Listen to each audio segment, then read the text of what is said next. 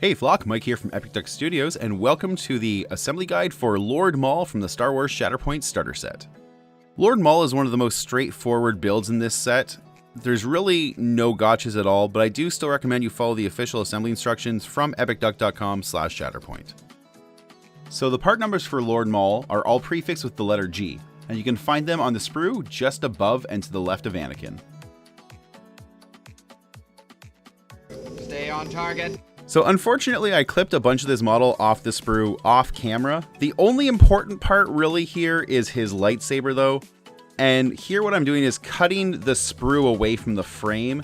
So I'm relieving all of the tension from the piece, and then I'll trim it later. Every other piece you have to clip off for Maul is really straightforward, nice simple flush cuts that don't need a lot of trimming. It's just the double-bladed lightsaber you really want to watch out for. Once you've liberated all of the parts of Maul from the sprue, you'll want to take your side cutters and just remove the small floating support and then the larger piece of sprue from the saber, just using your flush cutters. At this point, every single piece is just ready for some trimming and assembly. I'm using a very sharp X-Acto knife and very small amounts of pressure to just remove those little bumps where the sprue was left on the saber hilt. Because these sabers are so thin and delicate, I'm not really holding them with my finger. I'm just lightly using the back of my thumb to apply a little bit of pressure against the blade, just for a little bit of extra support. Once you've got the saber out of the way, everything else is pretty straightforward. You're going to be just removing the little tiny, nubs where the piece is attached to the sprue and cleaning up some really fine mold lines, mostly on the legs. For this assembly, I'll be using one of my favorite tools, a bottle cap with some poster tack on it. This lets me hold a piece of a model securely without using my fingers, so I don't have to worry about plastic cement running into my fingerprints and ruining details on a model. So I'm starting this process with a few sub-assemblies, most notably his head and his torso. His head is in two pieces, and that's just to make sure all the little spikes and tattoos come out of the mold properly. The plastic cement I'm using here is Mr. Hobby Mr. Cement S.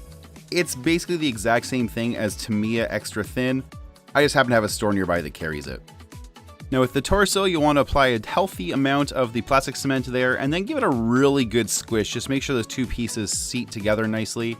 After that, you'll want to add a little plastic cement to the front. There's a piece of extra clothing here just dangling down the front of his outfit that needs to be glued on separately. Once the three parts of the torso are assembled, you can add some plastic cement to the wells on the bottom and attach the legs. The order you attach the legs in doesn't matter, and they're both keyed, so you can't really get this wrong. Now this is where I'm going to deviate from the official instructions. First, I'm attaching only Maul's right arm, the one without the saber. Next, I'm gluing his feet to a base. I didn't want to risk damaging his horns or the saber trying to do this later when he was fully assembled. Once Maul is secured to the base, it's time to attach his head and left arm. I'm starting with the head because the sabers are more fragile, so I'm just saving them for last. The left arm is well keyed and attaches easily. Just don't put pressure on the blades and you'll be fine.